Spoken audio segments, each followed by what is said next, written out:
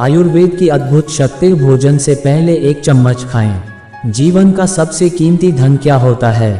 एक शिष्य ने अपने गुरु से सवाल किया। गुरु ने इसका उत्तर देते हुए जवाब दिया कि चाहे मेरे पास पैसे ना हो, चाहे रहने के लिए छत भी ना हो, चाहे कोई सुख सुविधाएं ना हो, लेकिन अगर मेरा शरीर स्वस्थ है तो मैं दुनिया का सबसे धनवान आदमी हूँ। शिष्य ने पूछा कि गुरुदेव, आपकी उम्र 100 साल को पार कर चुकी है और फिर भी आप इतने स्वस्थ हैं। आपकी बुद्धि बड़ी ही तीव्र है और आपका चेहरा भी सूर्य की तरह चमकता रहता है, और वहीं पर आपके बदन से भी चंदन सी खुशबू आती है। शिष्य ने कहना जारी रखा कि गुरुदेव, मेरे मन में बहुत बार आया है कि मैं आपसे इसका रहस्य जानूं, लेकिन संकोचवश मैं आपसे पूछ नहीं पाता हूं। कृपया करके आज मुझे वो साधारण से नियम बताने की कृपा करें जिनसे मैं भी आपकी तरह स्वस्थ और निरोगी रह सकूं। नियम अगर आसान होंगे गुरुदेव तो उसका अनुसरण मेरे माता पिता भी कर पाएंगे, क्योंकि वो बूढ़े हो चुके हैं और वो बहुत जटिल प्रक्रिया नहीं अपना पाएंगे। बुद्धा हेल्थ टिप्स इन हिंदी। आयुर्वेद की अद्भुत शक्ति। भोजन से पहले एक चम्मच खाएं। थके थके रहने वाले लोग इस कहानी को जरूर सुने। कृपया करके साधारण से तरीके बताना ताकि कोई भी ग्रस्त आदमी उन नियमों का पालन कर सकें। गुरुदेव ने कहना आरंभ किया। सबसे पहले उन्होंने बताया कि सबसे पहले तुम्हें पाचन तंत्र की क्रिया को समझना होगा। जो भी आयुर्वेद का विद्वान होता है वो ये जानता है कि अगर आपका पाचन तंत्र लगातार भोजन पचाने में लगा हुआ है तो स्वाभाविक है कि ऊर्जा की एक खास मात्रा आपके भोजन को बचा रही है। इसी कारण ज़्यादा भोजन करने के बावजूद आपका दिमाग और आपका शरीर अपने बेहतरीन स्तर पर काम नहीं कर पाता। तुमने देखा होगा कि भोजन करने के बाद जब पाचन प्रक्रिया शुरू होती है तो हर जानवर नीचे बैठ जाता है। वो बस बैठ जाते हैं क्योंकि दूसरी चीज़ों के लिए पर्याप्त ऊर्जा नहीं बचती है, चाहे वो मांसाहारी हो या शाकाहारी हो। हर जानवर खाने के बाद नीचे बैठ जाता है और ये इंसानों के लिए भी एक प्राकृतिक ज़रूरत है। खाने के बाद वो बैठ जाना चाहते हैं क्योंकि दूसरी चीज़ों के लिए पर्याप्त ऊर्जा नहीं होती। अगर आप अपनी पूरी क्षमता का इस्तेमाल करना चाहते हैं तो आप अपने शरीर को ऐसा बनाकर रखिए कि आप जो भी खाएं, कुछ भी खाएं, तो 1.5 से 2 घंटे के अंदर आपका पेट खाली हो जाना चाहिए। पेट खाली होने का मतलब है पेट की थैली खाली होना, यानी कि जब भोजन आंत के दूसरे भागों में चला जाता है तब पेट खाली हो जाता है, क्योंकि आंत में प्रक्रिया बिल्कुल अलग होती है। वो पाचन नहीं होता है, वो ऊर्जा को ग्रहण करती है। आंतों द्वारा इस ऊर्जा को ग्रहण करने के लिए ज़्यादा ऊर्जा नहीं लगती है, ऊर्जा लगती है पाचन क्रिया में। जब खाना पेट की थैली में मौजूद हो तो बेहतर है कि आप अपनी गतिविधि को कम कर लें। अब अगर सोचिए सारा दिन आपके पेट में खाना मौजूद रहेगा तो आप अपने जीवन की पूरी क्षमता कम कर लेंगे।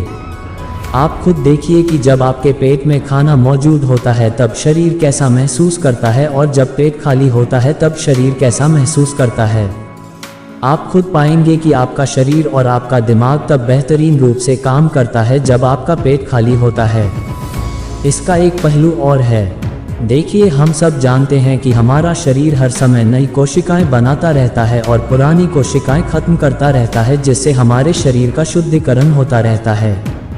लेकिन जब भोजन हमारे पेट में होता है, यानी कि हमारा पेट जब खाली नहीं होता, तो ये शुद्धिकरण 80% कम हो जाता है। वो सारी गंदगी जो शरीर से अपने आप बाहर निकलती थी, अब वो निकलनी बंद हो जाएगी, जो कुछ समय बाद आपके लिए तरह तरह की समस्याएं पैदा करेंगी। देखिए, योग में पेट का हमेशा साफ रहना बहुत ही महत्वपूर्ण होता है। किसी भी पारंपरिक प्रणाली में अगर आप देखेंगे तो आप पाएंगे कि जब भी आप किसी आयुर्वेदिक डॉक्टर या किसी वैद्य के पास जाते हैं तो सबसे पहले वो आपके पेट की सफाई करते हैं, क्योंकि वो जानते हैं कि आपकी ज़्यादातर समस्या पेट साफ ना होने की वजह से ही है। सिर्फ एक दिन के लिए अपने पेट को पूरी तरह से साफ करने के बाद महसूस करें कि आपको कैसा महसूस होता है। आप अपने अंदर बहुत हल्का और सुंदर महसूस करेंगे। हर दिन आपको इसी तरह महसूस होना चाहिए। आमतौर पर पारंपरिक रूप से घी को पहले निवाले के रूप में खाया जाता है। घी एक चिकनाई वाला पदार्थ है जो पूरी आहार नली को चिकनाई देता है। आपको सबसे पहले इसे ही खाना चाहिए ताकि यह भोजन के प्रवाह को आसान बना दे। जब आप बहुत मसालेदार भोजन खाते हैं तो उसे खाने से पहले आपके भोजन मार्ग पर घी की परत चाहना बहुत अच्छा होता है। घी का महत्व ये है कि ये आहार नली को साफ रखता है। तो जो व्यक्ति घी का उचित तरीके से सेवन करता है उसका पेट हमेशा साफ रहेगा, क्योंकि वहाँ कुछ नहीं चिपकता, वहाँ कुछ भी लंबे समय तक ठहर ही नहीं सकता। पेट का कैंसर, आंत का कैंसर आजकल ये बहुत ज़्यादा हो रहा है, तो अगर आप एक निश्चित मात्रा में घी का सेवन करते हैं तो ये घटना बहुत कम हो जाती है, लेकिन उसके लिए घी सही गुणवत्ता का होना चाहिए। सही तरीके से गाय या भैंस के दूध से बनाया जाए। अगर घी को उचित तरीके से गाय या भैंस के दूध से बनाया जाए तो इसके कई महत्वपूर्ण फायदे होते हैं। शिष्य ने सवाल पूछा कि गुरुदेव, पाचन क्रिया तुम्हें कुछ समझ गया हूँ, लेकिन आप ये बताएं कि आपकी तरह सूर्य जैसा तेज पाने के लिए, चमकता हुआ चेहरा प्राप्त करने के लिए क्या प्रक्रिया अपनानी चाहिए। गुरु ने इसका उत्तर देते हुए कहना शुरू किया कि देखिए, आज के समय में बहुत सारे लोग सुबह उठते ही खाली पेट चाय पीते हैं। चमकता हुआ तेजस्वी मुख पाने के लिए हमें कुछ प्रक्रिया नहीं अपनानी, हमें बस अपनी दिनचर्या सही करनी है, अपना खान पान सुधारना है। सुबह खाली पेट चाय पीना जहर के समान होता है, वो धीरे धीरे आपके अंदर आपकी आंतों को कमजोर कर देता है। पेट में धीरे धीरे एसिडिटी होने लगती है और अपने आप मन और मस्तिष्क सुस्त पड़ते जाते हैं। सुबह उठते ही तुम्हें तांबे, चांदी या मिट्टी के बर्तन में रखा हुआ पानी पीना चाहिए, लेकिन चांदी और मिट्टी की तासीर ठंडी होती है, इसलिए कफ, अस्थमा या दमा जैसे रोगी इसका उपयोग ना करें। रात में आपने चांदी, तांबे या मिट्टी के बर्तन में पानी रख दिया और सुबह खाली पेट बिना दांतुन किए हुए उसे पी लिया। शिष्य ने सवाल किया कि गुरुदेव, बिना दांतुन किए हुए अगर हम वो पानी पिएंगे तो हमारा बासी थूक हमारे अंदर ही चला जाएगा। गुरु ने उसे बताया कि वो तो अच्छी बात है, क्योंकि बासी थूक औषधि के समान होता है। गुरु ने चेतावनी दी कि देखिए, जिन लोगों को अल्सर, टीबी या निमोनिया है उन्हें खाली पेट पानी नहीं पीना है। तांबे के बर्तन में रात में रखे हुए पानी में उसके संस्कार मिल जाते हैं, तांबे के गुण उस पानी में आ जाते हैं और वो तांबा हमारे शरीर में जाकर बहुत से लाभकारी फायदे करता है। गुरु ने चेतावनी दी कि अगर मजबूरी ना हो तो प्लास्टिक की बोतल में कभी पानी मत पीना, क्योंकि प्लास्टिक की एक ऐसी संरचना होती है, जब वो गर्म तापमान पर आता है तो प्लास्टिक धीरे धीरे पिघलना शुरू हो जाता है, और जब वो बहुत बारीक स्तर पर पिघलता है तो उसके कारण उस पानी में मिल जाते हैं, जो हमारे शरीर में जाकर कैंसर का कारण बन सकते हैं। देखिए, ये पानी पीने के बाद अपना पेट अच्छे से खाली करने के बाद आप आंवला और सब्जियों का रस पी सकते हैं। आप पीने में कुछ लोगों को थोड़ा कड़वा लग सकता है, लेकिन जहाँ पर शरीर को इतने सारे फायदे हो रहे हो वहाँ पर थोड़ा कड़वापन तो बर्दाश्त किया जा सकता है। गुरु ने बताया कि ये भी सच्चाई है कि हर दिन एक जैसा खाना नहीं खाया जा सकता, तो जिस दिन तुम आंवला और सब्जियों का जूस न पी सको उस दिन आपको दही खाना चाहिए। दही बहुत ही बेहतरीन आयुर्वेदिक औषधि के रूप में इस्तेमाल हो सकता है। अगर उसको सही से इस्तेमाल किया जाए तो हमारे शरीर में बहुत सारी बीमारियों को वो जड़ से खत्म कर सकता है। दही की एक पर्याप्त मात्रा लेकर उसमें गुड़, शक्कर या मिश्री का मिश्रण जरूर कर लें, ताकि आपको वो दही खट्टा ना लगे। अगर दही में गुड़ मिलाते हैं तो गुड़ बहुत ज़्यादा नया नहीं होना चाहिए। गुड़ जितना ज़्यादा पुराना होगा उतना ही लाभकारी होगा, और दही को थोड़ा पतला कर ले। पतला होने के बाद वो आसानी से हमारे शरीर में जा सकता है और उसको पचने में भी ज़्यादा ऊर्जा शरीर को नहीं लगानी पड़ती। आयुर्वेद के गणित के हिसाब से अगर आप सुबह इन प्रक्रियाओं का पालन करते हैं तो आपके चेहरे का तेज बने लगेगा, उस पर चमकाने लगेगी। जल्द ही लोग आपसे बोलना शुरू कर देंगे कि भाई, आपकी उम्र इतनी ज़्यादा हो गई लेकिन आप लगते नहीं हो इतनी उम्र के। सन्यासियों और मुनियों जैसा तेज पाने के लिए ध्यान और आयुर्वेद के नियम के हिसाब से खान पान, ये दो चीज़ें सबसे ज़्यादा जरूरी होती है। अगर ग्रस्त आदमी भी इन नियमों का पालन करता है तो वो भी सन्यासियों जैसा तेजस्वी हो सकता है। शिष्य ने आखिरी प्रश्न किया कि गुरुदेव, मुझे ये दो नियम तो अच्छे से समझ में आ गए हैं।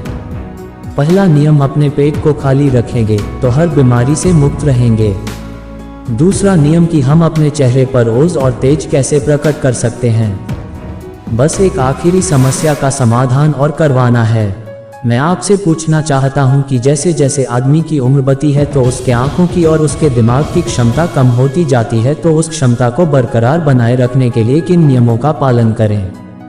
या फिर क्या खान पान अपने दैनिक जीवन में अपनाएं। गुरु ने खुद की तरफ इशारा करते हुए कहा कि जैसे जैसे उम्र बढ़ेगी वैसे वैसे बुद्धिमान होते जाओगे। बस मैं जो नियम बता रहा हूँ उनको ध्यान से सुन लोगे तो सारी समस्याएं हल हो जाएंगी। सबसे पहले सफ़ेद कद्दू के औषधीय गुणों के बारे में जानो। आयुर्वेद के गणित के हिसाब से सफ़ेद कद्दू का जूस कैंसर को मिटाता है और साथ ही दिमाग की तीक्ष्णता को बढ़ाता है। तीक्ष्णता यानी कि तेज बारीक बुद्धि। लेकिन ये समझ लेना कि सफ़ेद कद्दू का जूस ठंडा होता है, इसीलिए अस्थमा और जिनको सर्दी जल्दी पकड़ लेती हो ऐसे लोगों को सफ़ेद कद्दू के जूस का सेवन नहीं करना है। दिमाग और आँखों को तेज करने के लिए जो अगला नुस्खा मैं बता रहा हूँ वह हर कोई कर सकता है, बल्कि हर किसी को करना चाहिए। 5 देसी बादाम की गिरी, जो छोटी वाली होती है क्योंकि वही देसी होती है। बड़ी वाली में इतने गुण नहीं होते हैं, इतना छोटी वाली गिरी में होते हैं। 5 छोटी बादाम गिरी और 1 अखरोट रात को पानी में भिगो दो। सुबह उनके छिलके उतारो और उन्हें किसी पत्थर के खरल में, याद रखना पत्थर का खरल, किसी ऐसे वैसे बर्तन में नहीं, क्योंकि इससे उसकी गुणवत्ता खत्म हो जाती है। उस पत्थर में ये डालने के बाद उसे मथना शुरू करो। धीरे धीरे जब आप उसे पिसेंगे तो वो बारीक होने लगेगा और उसके बाद उसमें दूध डालना शुरू करो। ऊपर से दूध गाय का होना चाहिए, वो सबसे ज़्यादा बेहतरीन रहेगा दिमाग के लिए। इस्तेमाल करने को भैंस या बकरी का भी कर सकते हैं, लेकिन गाय का दूध सबसे ज़्यादा महत्वपूर्ण हो जाता है। जब दिमागी समस्याओं के बारे में बात आती है तो अब उस बादाम और अखरोट को दूध के साथ पीसना शुरू करो। धीरे धीरे जितना आप पीसेंगे उतनी उसकी गुणवत्ता बढ़ती जाएगी। अब कुछ लोगों को लग रहा होगा कि दूध के साथ हम बादाम यूं ही खा ले तो, या फिर पत्थर के खरल में पीसने की बजाय उसे मिक्सी में पीस लें। तो मैं बताता चलूं कि पत्थर के खरल में उसे पीसने के बाद उसकी गुणवत्ता 100 गुना ज़्यादा बढ़ जाती है। अच्छे से गाय के दूध में पीसने के बाद जब आप इसका सेवन करेंगे तो आपकी आंखें और आपका दिमाग, इनके लिए ये बहुत ही लाभकारी रहेगा।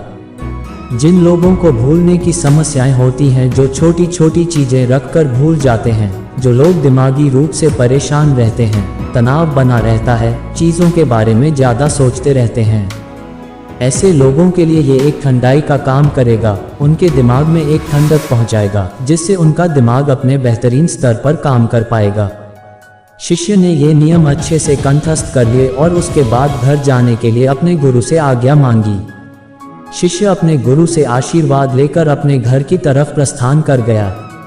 तो दोस्तों, कैसी लगी आज की कहानी? अपनी राय हमें कमेंट में ज़रूर बताएं। अगर अच्छी लगी हो तो इस पोस्ट को और लोगों के साथ शेयर करें।